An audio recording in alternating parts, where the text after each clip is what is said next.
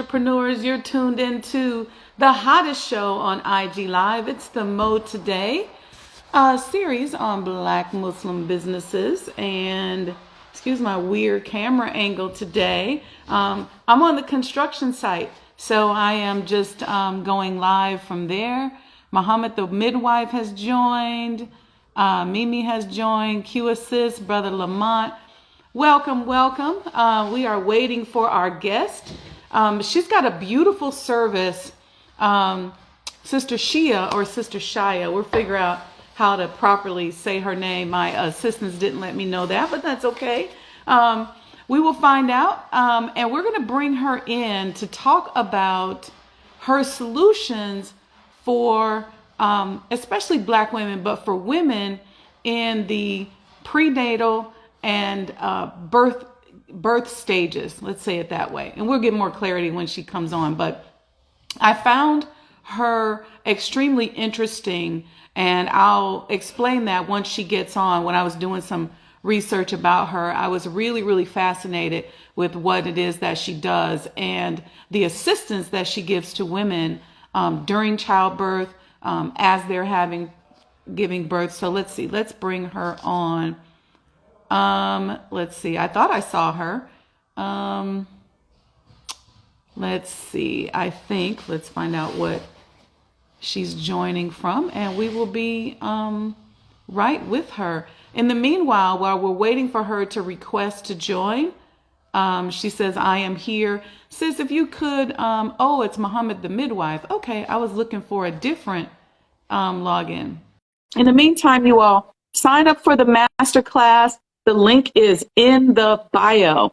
You don't want to miss this class. Assalamu alaikum, sis. Walaikum salam. How are you? I'm wonderful. How are you? I'm fine. Thanks a lot. Thank you for having Please pronounce your name for me. Swia. Swia. Okay. I was like, Swia. Okay. Got it. Swia. That's beautiful. What does that mean? It means little one. Little one. Okay. Yeah. And where'd you get that beautiful name from? I was a little baby. My mother named me after, it's actually a book in the Messenger's Book of Names, but it's like okay. a experiment that is commonly used for little children. Yeah. A friend of my mother gave her the name. Yeah, I could see that little one as you're growing up. That's beautiful. And then here you are with these incredible services that you give. And I'm going to give you an opportunity to talk about them. But let me tell you what attracted me to your services. And this happens with just about anything we need advice on, because a lot of times we don't really know how to help and love one another. But I was with a group of sisters, and one sister was expecting. And she was talking about all the different challenges that she was having as she was, going through childbirth and all of that. And all the other women in the room, instead of offering her advice, they started to tell their own war stories. And each one of them was touting themselves as a subject matter expert based on what they had gone through. Oh, my child was this big, and I said this and that. And I'm sitting there looking at the sister, and I said, and no one has helped her yet with what it is that she is seeking advice on. We get so ego driven when it comes to just sharing our story and hearing ourselves. So to have someone like yourself that's offering services in that area, I think is invaluable, because it's just one of those areas where everybody has done it and everybody knows about it and everybody got some war story. I'm going to put my glasses on because it's a little dusty here on the construction site. So talk to us about your business and tell me a little bit about the services that you offer. Yes, ma'am. So I am a certified nurse midwife, and I practice in North Carolina. I've worked in home birth, hospitals, birth centers environment. But a good friend of mine and myself, at the beginning of this year, started a consulting business just because the pandemic has highlighted a lot of the poor treatment, the medical racism, the negligence, the malpractice that happens in the medical field, but especially in maternity care and the poor processes. And so throughout our careers, because we're both midwives, we do, you know, as midwives, we do a lot of advocating and a lot of educating our clients throughout their care, throughout their pregnancy. But it's a lot of pressure being put on the patient, the client, to be able to stand up for themselves, to, you know, to be able to know how to speak up for themselves in that moment. And my background prior to, and sometimes even as a midwife, I've done a lot of travel nursing in different states, and noticed that regardless of where I go, a lot of times it's the same thing everywhere.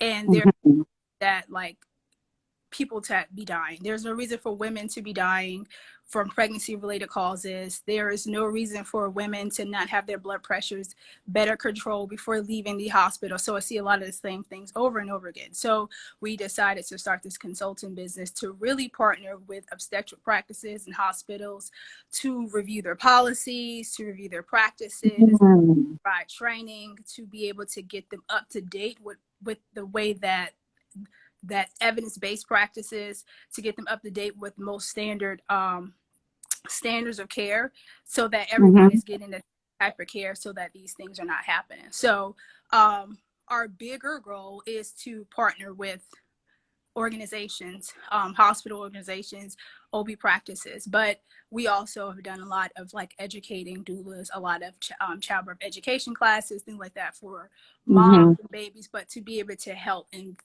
make a greater impact on a larger scale, we most cater to changing policies and practices on a scale with hospital organizations. That's a beautiful way to approach that. You know, I have quite a bit of background in healthcare, in working with hospitals, building a micro hospital, running and operating surgery centers. And I know that tackling this from a policy standpoint makes complete sense, because a lot of us don't realize, we think, let me just find a Black doctor, or let me just find a doctor of color. But what we don't, and we get comfortable with that. We say, oh, I know somebody. But what we don't realize is that although they may have a Black face and they may be warm and fuzzy and it may make us feel better, it's a little bit of a placebo, because they are operating based on policies and procedures and standards that they're being held to. And especially if they're a hospital employee, the hospital is grading them with metrics that support the policies and procedures that we now know are inherently biased, and in some cases very racist and very sexist in and of itself. Give us an example of the type of policy change you'd like to see in hospitals as it relates to mothers giving birth. So where I currently practice, there are a lot of sometimes young moms, sometimes uneducated and unhealthy. Sometimes it's a food desert. Where my colleague as well work is in an area that is pretty rural, but very diverse population, high Native American, indigenous population, Black, Hispanic, white. We see a lot of blood pressure issues, a lot of it. And there are so many, I'm sure everyone knows someone who had preeclampsia or blood pressure problems in their pregnancy. And there are so many risk factors. There are so many ways to screen for it. There are so many ways to evaluate preeclampsia throughout pregnancy for it to not have to get to the point of having an eclamptic seizure, or or having a really, really prolonged recovery time, or having to have your baby really early because of preeclampsia. So being able to have policies in place to be routine with standard of care, to be able to screen for things like preeclampsia at every visit, and not wait until they complain of, belly pain that's not going away, and they had a seizure at home, and then now you have to take their baby because they come in, their blood pressure is like 200 over 100. Like there are so many signs that usually happens before that. And even outside of like the blood pressure, just speaking to the nutrition and having a well-balanced diet and decreasing sugar, things like that, that automatically put a lot of our people a lot of times at an increased risk of developing preeclampsia and pregnancy. Mm-hmm. For a while, there was a lot of, well, you know, the risk factor is being Black. Not really. It's, you know, it's the life that we have, the stress that we carry as Black women. So many times these young women get pregnant by people that they're not in a relationship with, people that don't want anything to do with them. They may have other children at home. They may have to go back to work a couple of weeks after having a baby. They may not even have access to quality food or a decent place to live, or, you know, a decent job, and all that stress on top of growing a baby, like that, already setting yourself up for Mm-hmm. development. Mm-hmm. You know, on top of that, the lack of education and support from the community, healthcare providers, family. But there are a lot of checks and balances that can easily go into place that have been identified that can easily help to decrease the amount of women who are suffering from preeclampsia, for example, or just uncontrolled blood pressure in pregnancy. So what you're talking about is a policy change that includes some type of pre-screening or pre-evaluation that, in addition to doing the pre-evaluation, sets metrics so that if it looks like we're seeing a certain chronology in the disease process or in the symptomatic process, that we then jump in there and say, this is what is done. Absolutely. I can't. So I work currently as a hospitalist, which means I only come in and attend deliveries. I don't see currently in the office. So a lot of times when I meet them, I meet the first time. But a lot of times the stories are the same. Like, oh, you know, I had a headache a few weeks ago, or, you know, I had gained several pounds within this short amount of time, and my doctor didn't say anything about it, or, you know, just like the telltale things that are there. Oh, my blood pressure was up in the office, and, you know, a month ago, but they didn't say anything about it, you know. And so it's not until I ended up coming to the hospital, because I can't tell you how many times somebody sees that home, or just, you know, end up coming, be sent from the office because their blood pressure now is like out of control, as opposed to getting a handle on it earlier. And the process is like this so long ago. Yeah. You know? And then a bigger thing, especially with us, is that I see so many times in so many places that a lot of providers often don't choose the right medication for us for blood pressure management. And there's so many studies that shows what type of medications work better at managing our blood pressure. So, like, why not, if this medicine A that's usually standard doesn't work, and this is a Black person, why send them home on that? It's not working. They're going to come right back. Like, you know, I go in all the time, change their medication. It's like, voila, their blood pressure is better and they feel better. You know, how hard was that? So it's like, it's no reason to just, you know, try to treat everybody. Having a policy in place that also really specifically addresses if the symptoms continue after a particular prescription, instead of, and what we see a lot in the vascular world is people come into us, especially Black people, and there's either one or two problems. Either they're on 3 or 4 blood pressure medications, which is now causing heart issues, or they could have issues with their kidneys, which often happens to women when they're going into childbirth, where they have some type of renal arterial issue. But then, or they come in and they have their blood pressure so low because the blood pressure medication is too strong.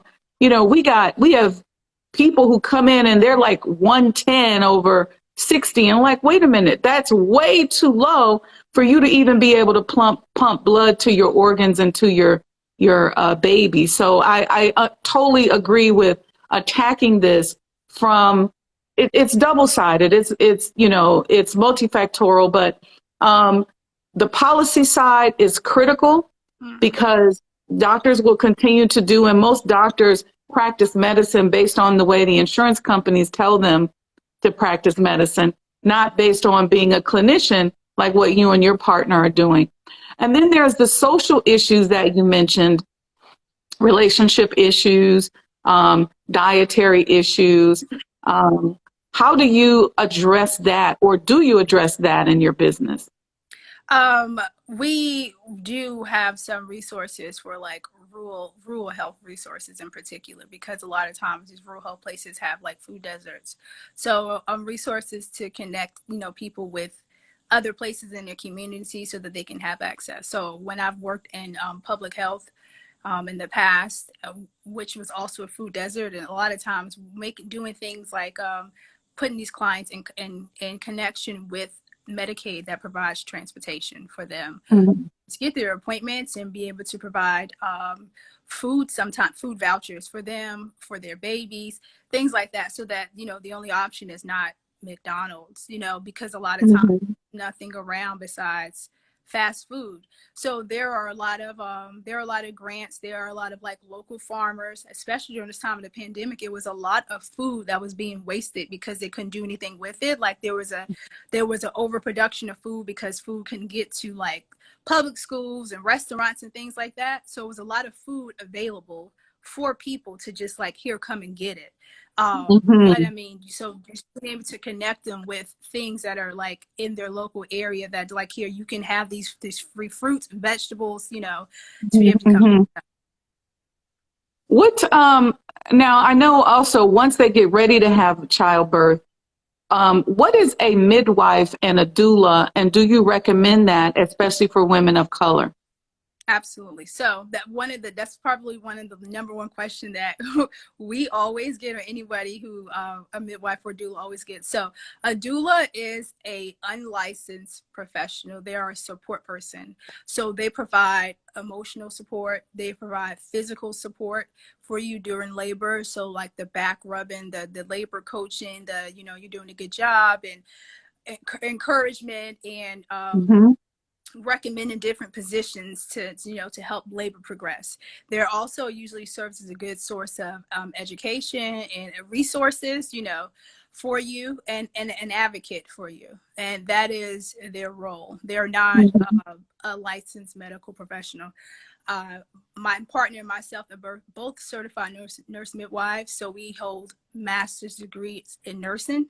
So we have background, and we are nationally board certified to practice midwifery. And as well, and because we have a nursing background, we provide care from the lifespan of a woman. So really from puberty through menopause. So not only do we attend births, we also do pap smear screening for STDs, write prescriptions, breast screening, pelvic exam, like all of it. So we are your primary care provider for all things women.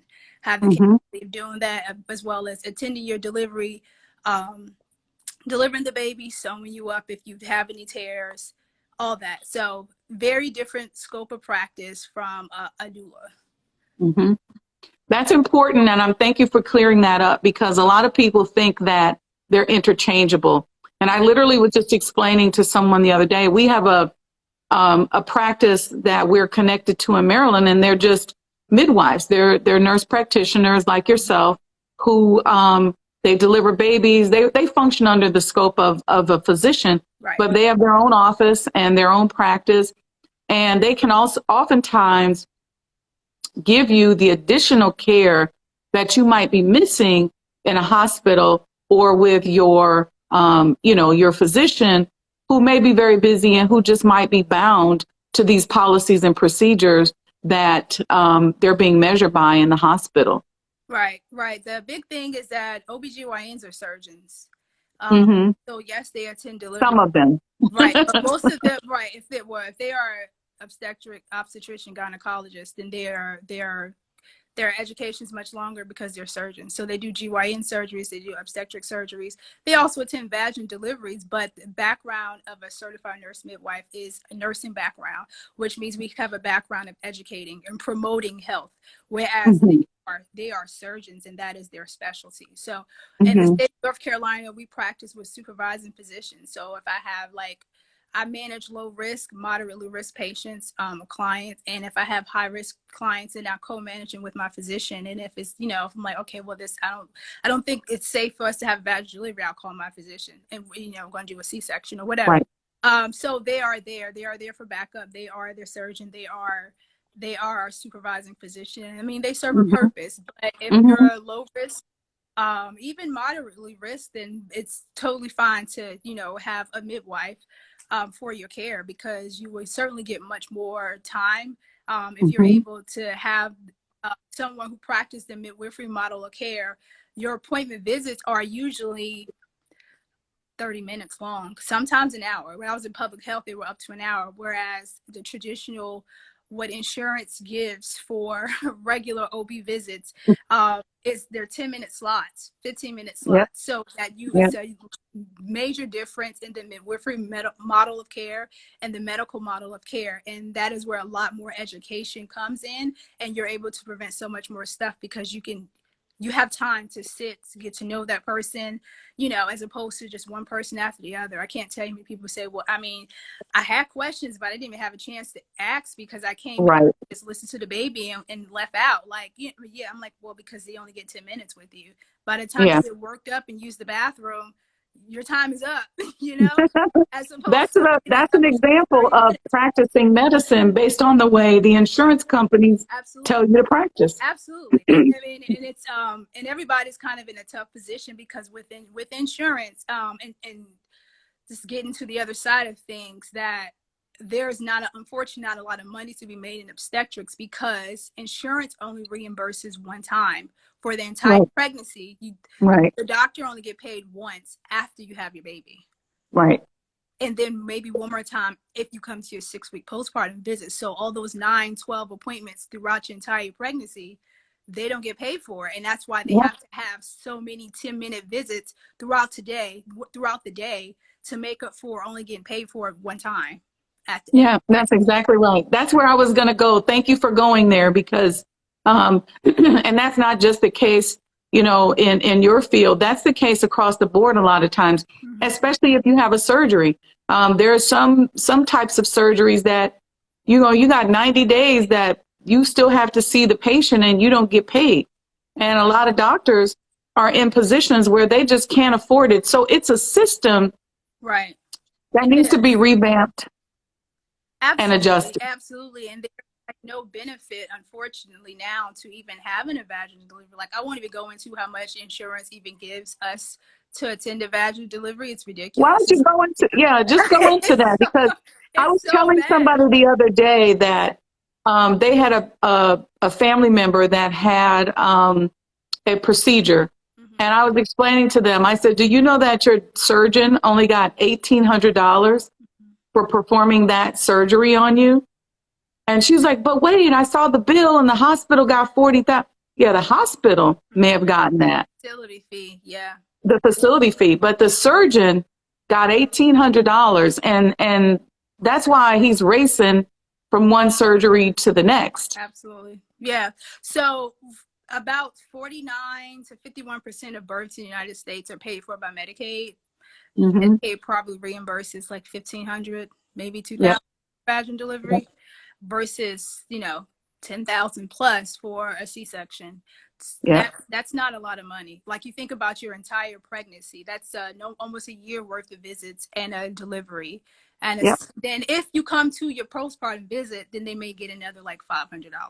And a lot of times you skip out on that follow-up visit afterwards. So it's not a lot of money to be made, unfortunately, and which is why there's a shortage of obstetricians in the country, because you work so many hours, you have these 24-hour call shifts, you have to see so many people to be able to, you know, and they have the highest malpractice and the most lawsuits. Oh, absolutely. And it's for 18 years. You carry malpractice, you can be sued for up to 18 years. And so, you know, and even as midwives, we have, you know, we carry malpractice insurance. So it's expensive to practice in this field, but it does not reimburse very well. So it makes it difficult to be able to provide the care that you want to be able to provide. And that's why there's such a shortage of out-of-hospital birth options for people to be able to like have a home birth or a birth center birth, because once again, insurance, a lot of times insurance doesn't pay for it. You have to bring in millions of dollars of revenue for you to even be in network with insurance.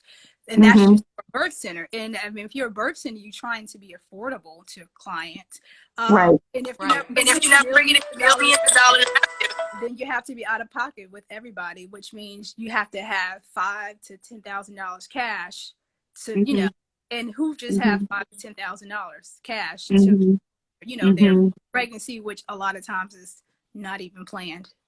Yeah, yeah. No, I totally understand that. And as you were talking, what I thought about, we always pay homage to the Black Panthers and the clinic because we're a subsurgical specialty hospital.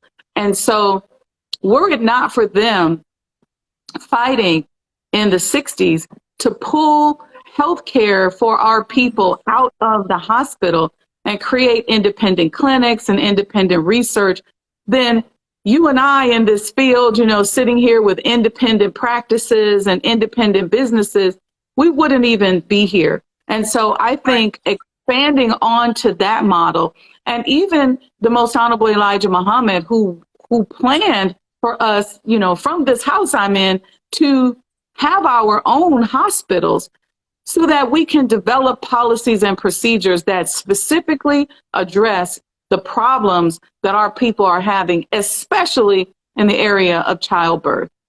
Absolutely. Absolutely. Someone asks, is that birth centers charge for other services? And they do. That's one of the things that keep birth centers afloat, because if you're only doing births, you don't get paid that much. You got to pay your staff. You have to pay for the building. It's a Yep. lot. So trying to be able to incorporate other services that are reimbursable helps keep them afloat. But goes back to why it's so hard for birth centers to survive for greater than 5 years. Most of them usually fail within 5 years because it's expensive to keep up and keep open and, pay everybody and not get burned out if you're the only one on call and doing all the delivery. So it goes back to insurance, like you said. But if I try to remind people that they are the consumers as the insured person, and until money talks. So until Mm-hmm. hospitals start losing money because if they're not going to change their policies and do things, until they start losing money and people start choosing, have to pool their resources and go to out of hospital birth options, that is really the only thing that's going to change the way that things Mm-hmm. are, because their insurance policies and insurance practices are not going to change unless the people who carry their insurance, like I'm not, Yeah. it's like the insurance company will pay for a vaginal birth or C-section in a hospital, but not want to reimburse it for a birth center birth for the same exact thing, for the same Yeah. exact type of person. I can work in a hospital Mm-hmm. birth or home birth and do the same exact thing, but they will not want to pay for it in one location versus another, just because it's the United States. Yeah. As soon as they see that new location code, they're like, nope. Somebody said in the chat, Black hospitals would be dope. And I agree, but they have to be Black hospitals that don't just have a Black face. Mm-hmm. They have to be Black hospitals that have different ways of operating and policies and procedures that serve our underserved community. That's the key thing, because we get mixed up. We go, oh, I'm going to go be a doctor, or, oh, I'm going to go be a nurse, or I'm going to open a hospital.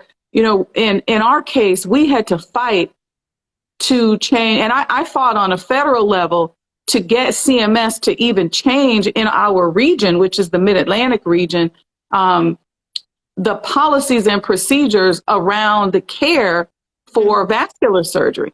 Mm-hmm. And so that took about a good 4 years of really fighting hard and meeting with politicians and I went around to every insurance company and sat down and started showing them statistics and giving them alternatives. And it took about that amount of time. They're not 100% there yet, but it took that amount of time for us to just get them to the point where they would consider us leaders and subject matter experts in this field so that we could save our people and, be able to get paid to keep our doors and stuff open. So that's the same thing I see with what you're doing. And I think it's so powerful and it's beautiful. And our mothers, our women, we need that, because I don't know if you know, what's the statistics of Black women who die in childbirth? The ratio, it's about 3 to 5 times the rate of white women. Yeah. In the United Yeah. States. And, the maternal mortality rate is the highest in the U.S. compared to any other developed country. Mm-hmm.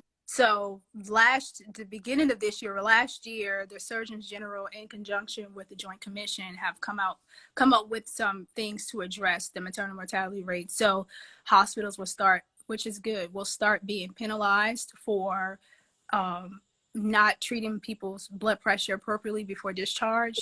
If their C-section rate is above the goal is for it to be around 23%.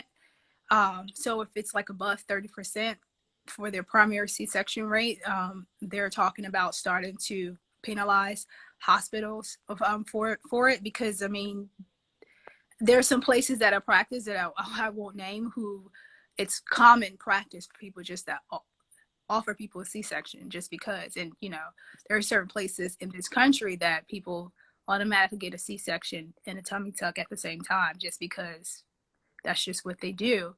And I mean, I've had an obstetrician argue me down, try to tell me that a vaginal delivery was not normal and that everyone should have a C-section. I was like, you are out of your mind and you need to have your license taken away from you if you're literally going that. And you've been practicing for like 40 years. Like, and it was this year. So yeah. And speaking of that, talk a little bit about the advantages of a vaginal birth versus a C-section, because C-sections and the tummy tuck have become so commonplace that people now think it's normal. They do. It's unfortunate. They really do. So, I mean, first of all, vaginal delivery is normal. Like, it's just normal. It would happen if you were in the woods by yourself, if you were at home alone. I mean, it happens on the side of the road. So it's instinctive. It is a natural way of having your baby. A cesarean section is a major abdominal surgery. Like any other organ, like, I mean, I don't know if anyone's ever seen it or Googled what it actually looks like, but it is a major abdominal surgery with many layers of your skin, your muscles cut through, and they rip and pull apart, which is why you hurt so much afterwards. Take your uterus out, sit it on top of your stomach, cut your uterus open, take your baby and the placenta out. And so, I mean, it's a major procedure. As done quick, you know, people like, oh, you know, yeah, the baby is out within like 10 minutes. Sure. But it's sometimes a lifetime of recovery. I mean, and the more C-sections you have, the more long-term effects you can have. I'm not saying it's always the case. There are obviously times that a C-section is safer because people at this day and age, people are more unhealthy. People have more comorbidities and other health issues going on. So sometimes it's necessary. However, when it's not necessary, for it should certainly be avoided. Because you have scar tissue that develops, you can have adhesion. So it's like tissue being stuck to your organs, skin. Sometimes you have chronic pain or nerve damage. It cut through nerves, and C-section after C-section. I mean, and not to mention, sis, you know, I know, you know, in the surgery world, we argue the quality of surgery, you know, done by obstetrics and gynecological doctors, and a lot of complications that we see women for who are now in their late 50s and early 60s came from C-sections, from the disruption of the abdominal wall, and that so-called surgeon not really knowing how to deal with the tissue and sew those layers back together so they don't heal properly. And now we see them and they're having, you know, venous insufficiency in their legs because the blood can barely get past their abdominal to get back to their heart. We see the leg swelling. We see all kinds of issues. And then in the event that you ever have to go back and have another surgery, those adhesions in there create a lot of work for the next surgeon that comes behind them. And a lot of surgeons we've seen don't want to deal with that. They're not going to cut through all of that. And they will say, you know what? They'll abort the surgery and close you back up when they cut you and they see all of that scar tissue. So I've seen that before many times. And I think a lot of people don't realize that most times, if you, like I said, most insurance that pays for births in the United States is Medicaid, number one, like nearly half, right? Which means most people are going to who's on their Medicaid card or going to the health department. In that case, when you go to have your baby, you're going to a teaching hospital, and the people that are operating or you are residents who are in training and are learning. So there, you're like, I mean, I don't want, kind of like a guinea pig. I mean, they have an attending physician, but most of the time, these surgeries are being performed by residents who are learning and practicing, right? Mm-hmm. Now, unless you have a private OB, it's possible. But the way that OB schedules work and our schedules work, it's very unlikely that the person who is your primary provider is going to be the one to attend your delivery, because we can't work 24 hours a day, 7 days a week. We still have to be in the office. So it just so happens to be what day you go into what day you happen to go into labor, who happens to be there at the hospital that day. So you're not going to know who's there. Who's Like on I call? said, it's just who's on call. Right? Mm-hmm. It's just who's on call. Most of the time it's residents who are teaching. Not saying that they're not skilled, but I mean, in my 7 years, yes, I mean, the procedure goes as well as this as skill of the provider that is performing. That's exactly right. Right. So That's exactly right. So it's not always about the location. It's about the surgeon or the clinician or the person like yourself. You know, in these last 5 minutes, I want you to talk to us about the services that you offer.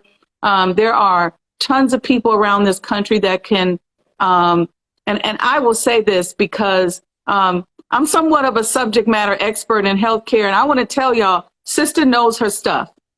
And usually when I talk to people, I'm like, no. My sister knows her stuff, so you should be looking for her consulting services. Going out there, giving her a call, let her recommend and do some training in your city and in your area and at your facility, because this is just that important. And there's very few people like Sister who actually knows what she's talking about. So, you know, I vouch for you, and I want you to tell the audience about your services, both from a midwifery standpoint and your consulting services. Yes, ma'am. So, I mean, currently at hospital practices is at a hospital in North Carolina. So I'm not currently taking new patients there. However, my consultant is this M&S Maternity Solutions. We do provide education and training for families, for clients, for doulas, for hospitals, for obstetric practices, to review policies and their procedures. So you can reach me on my Instagram page. Our Instagram page for the group is M&S Maternity Solutions. Our website is msmaternitysolutions.com. So you can look over our bios and the services that we provide. From childbirth education to training and workshops for doulas to larger scale training and policy work for hospitals and OB practices. Mm-hmm. That's awesome. Well, you know, with this pandemic, you know, we're producing a lot of babies, a lot of people, you know. What advice would you have for someone who finds themselves newly pregnant? What's the first thing they need to be doing?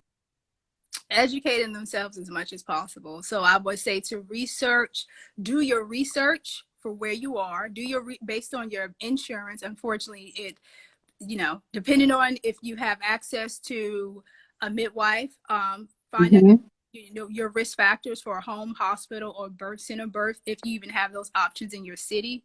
I would say if you have to have a hospital birth, research the statistics of the hospital and your practice. So like your doctor, if you have a office that have midwives and doctors, because some of the practice that I'm a midwife that work for a doctor's office. So their statistics as the private office can be very different from the statistics as the hospital. So you want to know what the private doctors or practices statistics are, policies, what their philosophies are on certain things, and also the hospital that you'll be birthing at. You want to find a hospital that is baby friendly, who is going to actually, which means that they are magnet hospitals, which means they're supposed to promote early breastfeeding and bonding with mom and baby.